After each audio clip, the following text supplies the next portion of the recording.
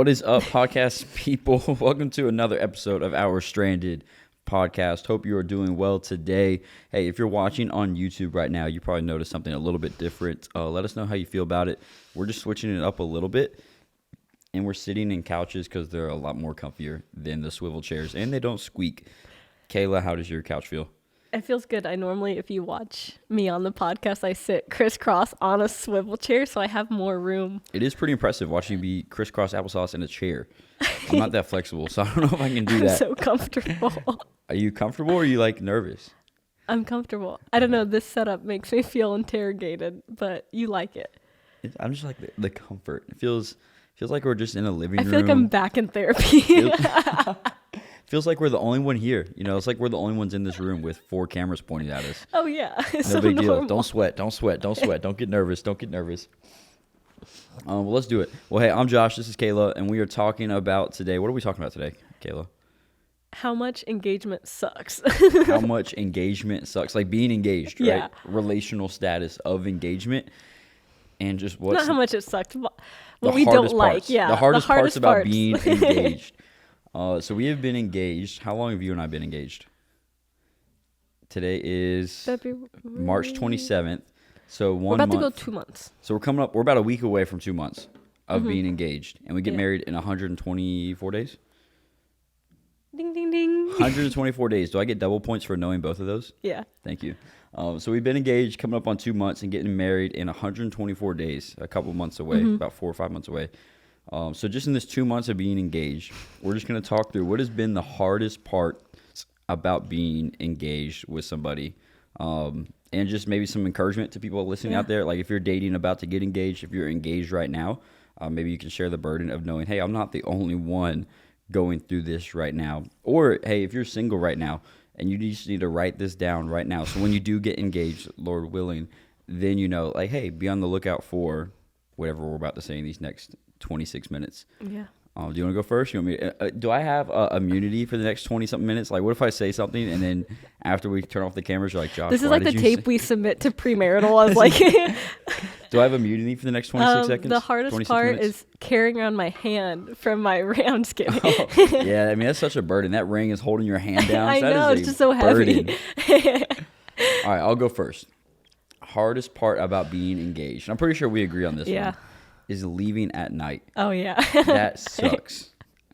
Like, because I can see so easily how quickly somebody could just spend the night. Like, hey, it's getting late outside. It's dark. It's raining. I'm tired. Let's just lay here, watch a movie, and then you wake up and it's like 4 a.m. We haven't done that. But I can see how easily it is to do that. Yeah. And just leaving at night sucks. Like, every night or however long we hang out, it's like, oh, hey, I have to go or you have to go. And it's like, I just want to sleep. And you're already here. tired to drive. Uh-huh. And we could, It's tires. like, well, when we're married, I can just sleep here. I don't have to go home anymore. This is great. I know, that's like the number one thing that we say that like we're excited for marriage is like Not having to leave not at having night. to drive home at night is like the number one on the list. That of like, that part's not fun. Leaving at night and having the discipline to leave at night, because it seriously can. yeah. Putting myself in non-Christian shoes for a second, I can see where sleepovers happen so quickly, right? Or hooking up happens so quickly. Yeah. Like, hey, I'm tired. You're tired. It's raining outside. Let's just fall asleep here. Here, just lay in my bed. It's okay. Like, from the outside looking in, that sounds like red flag. But being in it right now, I can see how quick that You're just slope so can comfy. go. Right? You're just so comfy, and you just want to be with that person, and your mind already knows you're going to get married. You've already locked that in. So I can see how slippery that slope is. Would encourage you guys, don't have sleepovers. Yeah. Don't do that. I think it's good that we put the immediate no, though. It's not like Yeah. a maybe or whatever. It's like no. For sure. And yours was like early on in dating. It was like 10 p.m. I'm out. You would like dip out. Well, we moved up. Early on, it was like 11 o'clock. Yeah. That was football. It was football season, and Thursday night football, Monday night football ended at like around 11 o'clock. So I was like, well, once the game's over, I'm out. But then after football season, I'm like, oh, 10:30 is a better time. 10 o'clock's a better time. So slowly, the harder the temptation grows, the more we move up that time. Yeah. Hey, I got to dip. That and you save less or you save more tires leaving. Yeah. I think we should mention that part one is not again. fun about being engaged, is popping a tire. I did pop a tire driving to her apartment. My favorite part about being engaged, so let me add this part, is like the we sentences. When it's ironic how when I pop a curb, it was like I popped the curb, but when Josh popped the curb, he was like, we need a new tire. We popped a curb. Yeah, we popped a curb. I was like, oh, okay. Yeah, we did, so. And we had to pay $300 to buy a new tire. I guess that brings up the next part about what is annoying about engagement is like the financial aspect of it. Like we're open financially, we know like each other's finances, but now like paying for things, it's still like, oh, you get this and then I get this, or like you plan this date and you pay for this date, and I don't like it. Like I can't wait until like, well, also we're saving up yeah, money for the wedding, for life, living together, life, house. So it's like no matter if I pay for it or you pay for it, we're both taking away from the same goal of saving up. So it's like, bummer. But our accounts are still separate though, so it's still like the like who pays their card this time, or like things like that. Actually, here I'll release all the burden. Then from this day forth, for the next 124 days, you can pay for it all. I don't want you to stress out. I don't want you to stress out about that anymore, Kayla. I love you so much that I don't want you to stress out about I'll paying carry for that things. Burden. So you can carry the burden of paying for everything. Oh no. She said finances being a hard part about being engaged. Well, yeah, it's just because they're so like, it's just like everything about being engaged though is like the plan for it, but don't do it yet, And so like that's literally everything. Is like combining the finances, like the spiritual entity, like all of it is literally just like, well, make sure you're ready for it, but don't do it right now. Yeah. And that's engagement in a nutshell. It is reminding yourself that you're not married. You got to keep reminding yourself, like you want to get ready to get married, prepare yourself to get married, to live with somebody from all those aspects, but you're not married. So you're not doing those things. So it is weird, like going up and building that fence, going right up to that line, but like, hey, we're not married, so our finances aren't combined, or we're not having sleepovers and spending the night. So that part is a little weird. Yeah. But it's also joyful at the same time, like being able to plan those moments. Yeah. What's the other part of engagement? The next part, and this is dating and engagement. Oh, I already know. I'm gonna pick up my shoe and throw it. I can't wait until this no longer exists. But good morning and good night text, I just struggled with those. Let me preface. I'm the one that always has to ask questions if you can't tell. And so Josh will be sitting on the couch just watching whatever, and I like to talk. And he'll always be like, I can't focus on two things. But I'll always find like these like list of random questions to ask. And so one of them was like, what's something that you didn't like at first in dating or whatever, but you've grown to like? And I asked Josh this, and he immediately was like, good morning and good night text. Oh my gosh. Elaborate, Joshua. Well, because I was like, when we first started dating, I was like, the first thing that I do, or let me you had to learn. If the first thing that I do is not pick up my phone and send a good morning text message, then we're already starting the day off bad. Then we're breaking up. And that's just not it's not the first thing I do when I wake up. Or even like I may physically be awake, but I'm still waking up. So like seeing a bright screen and like, or just having the mental comprehension to form a text message, like it's just not, it's not there until about 2 hours after I wake up. Or also like good night messages. Like if I accidentally fall asleep without sending good night, the world's ending. The world's ending, even though somebody else does that. But the world doesn't end apparently. So I would say for me, I can't wait to be married and no longer have to send good morning, good night. I can just roll over and be like, hey, good morning. Oh, hey, good night. I love the good morning text. That's something I had to get used to in dating, is the whole. And I hope if you can't watch this, I rolled to the heavens and back. Just I rolled to the heavens and back. That's a phrase right there. The biggest eye roll in the world. Understanding that Josh doesn't know what he doesn't know, and like coming from just guys in general. Yeah, but guys coming from like both of our backgrounds and like being in relationships, man did not know that you say good morning. It'd be like 12, and he'd be like, hey. And I'd be like, do you like me? Because I'm like, it's 12 o'clock in the afternoon. I'm already like panicking. I'm like, I just took a shower. This is great. Yeah. And like, I go to work early. I'm like ready to go like 6, 7 a.m. And he's like, it's like 1 p.m. And he'd just be like, hey. And I'd be like, oh my. So that's the part is like, I didn't like, and this is a good thing though. And you should get used to it, is like coming from their brain and their past and understanding like the motives or the reasonings behind them. I hated it because I was like, just tell me good morning and that I'm the most amazing person ever at 5 a.m. You know, Yeah. like start the morning off well, you know? So what he did not enjoy, I enjoy greatly. What's your... My next one? Mm-hmm. So you said finances. I said good morning, good night text, leaving at night. Another part about engagement. Wedding planning tip, just elope. I mean, and our wedding is not even that crazy. Oh my, I don't know how people do. This should just be a podcast of like, I don't know. Because I don't know how people do like the 1 year, 2 year engagement, wedding planning We stuff. think we're only February, March, April, May, June, July. We'll be engaged for, by the time of our wedding, we'd be engaged for 6 months. Yeah, our And that engagement's feels like an longer than our eternity. dating. Just from like planning stuff out and stuff like that. Mm-hmm. I don't know why. Yeah, I'm with you on that. I don't know why people would do a 1, 2, or 3 year engagement. Like that sounds like torture. Yeah. Oh, that's something. Engagement. Torturing? No. Oh. Oh my. That's something in an engagement is our differences in like people pleasing. I'm a very people pleasing, worried what other people think, and Josh is very cutthroat. And so we'll just touch base on guest lists. He's very quick to be like, remove, and I'm like, no, stop, don't, like, let me handle this. And it's like the ruthlessness of planning a wedding, having to trim down a guest list. I'm like, no, let them in. It's fine. I know, right? You can still love the person and them not be invited. Can we put that on a t-shirt? So sorry, guys, if you're listening to this right now and you got removed from the guest list. No, we love you. Stop. We love you so much. And just one day you'll understand the reality of a certain budget and only allowing a certain amount of people. Yeah, I even put in the thing. And in your heart, you want everybody to be there and you want to feed everybody. Well, I put in the notes. I'm like, it's tough out there. We love you. That the love is there.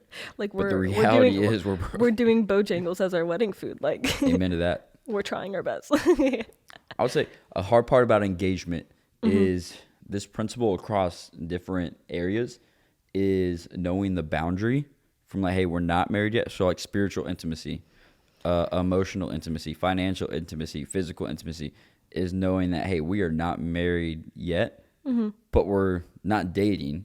So we're in the process of being married. So like we're in this. Well, that's what I said earlier. Is like the betrothed prepare phase, for it, right? but you can't do it yet. Mm-hmm. And how if we're not on the same page of what that looks like, then we can have different expectations of what that boundary is. Yeah. And that's been something we've been learning and figuring out. But then when you're married, there's no more like, oh, hey, this is probably too far here with either being spiritually intimate or whatever. Yeah. Like, hey, this is too far here, or I may think it's not too far. You may think it is, vice versa. But then when you're married, like those boundaries are no longer existent. And to where everything is open. I'm very like hyper focused. I feel like to where I'm like in the emotional intimacy thing. I remember being like, well, I can't overshare and I don't want to over push my emotion on him and tell him like everything I'm feeling and you break down like cry in front of Josh. Like I don't want to do that because like we are not one. Like I am not to put that burden on him for him to carry, or he's not the person I go to for that. Like that shouldn't be it. But then I'm also like, well, then how do I slowly start getting open with you and not just like letting out the floodgates? And like, I don't know. It's just so hard of like both of those things. And I know that like us figuring out like the spiritual intimacy part too has been confusing to say the least, of just trying to get that. But it's the whole entire thing of just prepare for it, but don't do it. But there's literally going to come a time where it just like, boom, let it rip, like everything. let it rip. But like it's just so weird of like you have to just prepare for everything. I also think it's going to be weird like living with somebody. We go over to Josh's house and we clean his room a lot for date days. My room's not that messy. Can't help me. I'm joking. And so the hard part of engagement is like learning each other's lifestyle and preparing for that. So then whenever you guys do move in together, it's not just like a Kayla, you have 18 makeup products on the counter every single morning. Like you already know it's going to be like that. This is true. This is true. So like just preparing for that aspect, I guess. Yeah. And then, so pivoting a little bit, now bringing some biblical wisdom into this is having that self-control and that discipline to prepare, right? Because I think engagement, there's a lot of that first part, hey, butterflies. Oh, hey, he just proposed, dream proposal. Like, this is beautiful. And it still is beautiful. There's still butterflies, 1,000%. But then you're seeing the other side of that coin, of the practicality of like preparing to live together, finances, spiritual stuff, physical stuff, like the practicality. And if couples or people don't have either the maturity to navigate those conversations, Yeah. a lot of stuff can go south really quick, right? Just you and I, right? We've had to have conversations to where if we didn't know how to communicate with each other just out of respect, like, hey, I don't like it when you say this, or I do like it when you do this. Like, if we both did not know how to, or were curious enough to learn how to navigate those tough conversations, then it puts a pause on everything else. Like, through that practicality stuff, and you're talking about bank accounts, and you're talking about living together, and you're planning a wedding. Hey, should we invite Susie or Tom? I don't know, but I love Susie and you love Tom, right? So navigating those tough conversations, conflict resolution, anything like that, if that is something you can learn how to do, and it is a skill. Like, don't be like, oh, hey, I just suck at talking to people, I can never learn. Like, it is a skill you can learn and grow in, to navigate tough conversations, or even like not physically tough, just emotionally tough and emotionally heavy conversations. Not saying we're the best at it by any means, but we're curious to continue to learn how to do that. And do it the best we can to treat each other with respect and honor. So if you're out there and you're listening right now and you don't know how to navigate tough conversations, whether if it's a physically tough, emotionally heavy, and being able to communicate that while treating that other person with respect and honor, then a lot of stuff can go south really quick. Yeah, and I mean, this is a little bit of like a what I wish I knew, I guess, before too. Is like I try to make sure like emotionally and everything like that, like past, I wouldn't say trauma, but past relationships and all that, like that wouldn't play into it. And I was so big on trying to make sure, you know, like you're in your singleness era, like work on yourself. Something I didn't focus on more that I wish I would have is like being very comfortable in conflict resolution. And I've grown in it between like me and you, but I could just see a little bit lighter of like having that already prepared a little bit better. Yeah. And not being afraid of conflict and being a little bit more open to it. Would have helped a lot. Yeah. Definitely, like in that beginning of just working through a lot of things, especially with, I think we were dating for like 3-ish months. 3 months. 3 months engaged, and then we'll have like a 6-month engagement and then married. So I think number one thing is that I didn't like in the engagement stage is like going through conflict, but like you're learning, and you should go like, you should learn it and you should go through it. But I do just wish I would have been more comfortable with it before going in, so then I wouldn't like run from conflict. Yeah. So anybody out there listening, practice solving conflict right now, because it's a great skill to learn and to grow in for sure. Gosh, yeah, that's a big piece. Any other hard parts about being engaged? Planning a wedding is a very big practical one that a lot of engagement people. Napkins and the goblet, please. I would also say the hardest part about being engaged, is that you're not married and you're not dating. So like you're like, what are we? And then like, how do you? I don't know. It's weird, but great at the same time. Yeah, the big one on the table, I feel like that everyone thinks about and asks about is like the physical aspect of it, and that like we touched base on like the boundary part of like create the boundaries. And I think something we did very early on was like you create like the boundaries of where they're at, where things are kind of like, this is a gray period, how do you overcome that? But I mean, it still is like a hard part of engagement is like understanding that there's gonna be those temptations, but understanding like what you need to do to like not feed into the temptation, I guess. So that's always gonna be like there in that engagement stage, because you're leading up to it again. You're told to prepare, and then one day it's gonna be like boom, free, go ahead. But like right now it's like don't do it, be careful, all of that stuff. So that obviously got me nervous. That obviously is like a hard area to navigate with an engagement. But I think again, like the not sleeping over and all of that has been really, really good. Yeah, and this can be so, I mean, it is countercultural, right? If you look at other relationships, non-biblical relationships. Oh my, yes. Everyone at work, I'm sorry, but all like my whole entire work, when they're like, you're getting married, and they're like, you don't live together? And they're like, why don't you guys live together? They're like, you haven't had sex before you get married? I'm like, no. And they're like, well, what if you don't like him? And I'm like, well, I do. So it's good, you know, but continue. Yeah. You got to be willing to, well, I guess be countercultural. And if your faith is not deeply rooted, like if you have a very shallow faith, like, hey, I just show up on church on Sundays and that's really it, me and God, there's not a lot of depth there, then it can be very easy to fall into what culture says, right? You're at work and your friends ask you, hey, why haven't you guys have sex? Why aren't you guys living together while you're engaged to see if you like it or not? Like, you guys should do it. Then you'll start taking advice from what the world says on how to navigate this. And the next thing you know, you are having sleepovers, you're living together, solely because you started to take advice from the world and not having depth to your relationship with God. So I think it's super countercultural. Seen that across the board and everything with physical stuff, living together, or what's the word, cohabitating, mashing your finances together. Finances is a big piece. Like, hey, let's just merge our bank accounts now. Or you're married and then you don't even touch your bank accounts. And you have two separate things and you live two separate lives.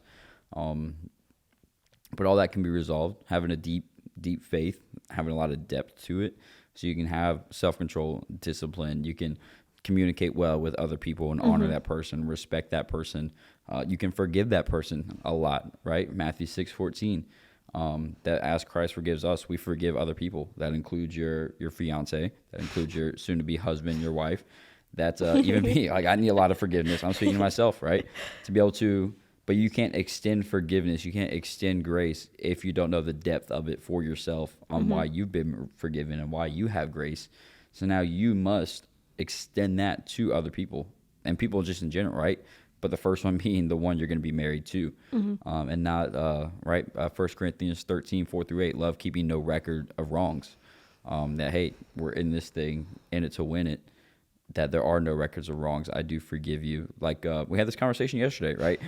Anytime something does come up, like the big umbrella, things just reaffirming, like, hey, relationally, we're good. Step one, reaffirm. Yeah, like, hey, we're good relationally. Yeah. Now we still need to talk about this and work through this, but just know, looking 30,000 feet up, like, we're good. Yeah. So that's been another big piece to being engaged. Yeah. See, this one I feel, titled Struggles of Engagement. Yeah. Is the preparation of oneness, but not the action of oneness and engagement. And I feel like we were talking about this the other day too, is like with the 3-strand stuff is like, how can I work as a team with him and by his side with him in engagement? But then prepare for us to work as one in marriage though. And like, it's just, that's the whole entire complicatedness is like the preparing to move as one, but don't do it yet. Yeah. And like, there's so many things, like I said, in ministry and finances and all of that we're trying to make way with, but specifically in like the ministry aspects is like, how can I assist, but not take on completely? Because again, I am a person with a job and a career and we're not at that stage yet, but what do we do to prepare for that? Like, no one hands you like a book. Here's the playbook. Dude, we should make a book. I've been wanting to write a book. Yeah. Let the guy who failed English write the book. And the guy who doesn't want to send good morning text.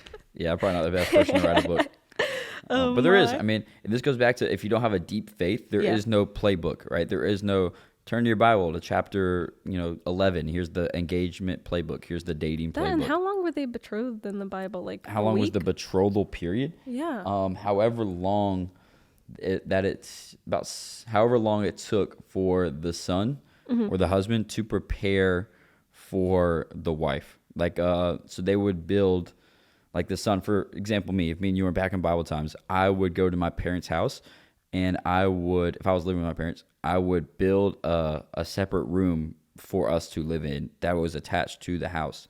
So then however long it took me to build that room for us to live in, then I would come back and say, hey, look, I got the room ready. And then we would come and consecrate the room. Oh. So that betrothal period, and that goes back to Jesus coming back. Like, he has prepared a room for us. Like, he is coming back for his bride, for that perfect marriage. Like, Jesus has gone and prepared a room for us. And that's referring to the Jewish cultural weddings, that the man would go and prepare like a bedroom, the living space for him and his wife. And then when that room was ready, he he would come back to get his bride. Same way Jesus in heaven right now, he has a room prepared for us, and then there'll be a day where he comes back to bring us to him because he has that room prepared for that perfect marriage. Oh, wow. So right now, so really I should be building like a shed in our backyard for us to live in. Forget buying a house. Mom, Dad, we're building a shed in your backyard. We're gonna build a shed in the backyard and just have like a little tarp to connect the houses. Oh, my. Oh, that'd be good. Well, appreciate you guys hopping on today. Hopefully, if anything, you just opened up to the insights of our engagement. If you are engaged right now, just know you're not alone going through those struggles, going through those temptations, those burdens, those tough conversations. And know it's okay, right? It's human to navigate that and walk through that. I would encourage you to continue to remind each other that, hey, we're in it to win it. Relationally, we're good, and there's still stuff to work through, but do that through a deep-rooted faith. If you're not engaged right now, I would encourage you to prepare yourself in all aspects that you can through navigating conflict and not being afraid from it, but being able to communicate well, to honor others well. Emotionally, financially. Do everything you can so when that moment comes, start building your shed. Start building your shed. So when that moment comes, you're not having to play from behind, if you will. But with all that said, peace out, guys. Peace, love, happiness. Welcome to the Stranded Podcast. Our desire is to help you not be stranded. When you navigate life, you have many decisions you need to make to set yourself up for the best life possible. We want to help you make every decision by looking through the lens of the Word of God. So each episode here is going to help you not be stranded to navigate your life.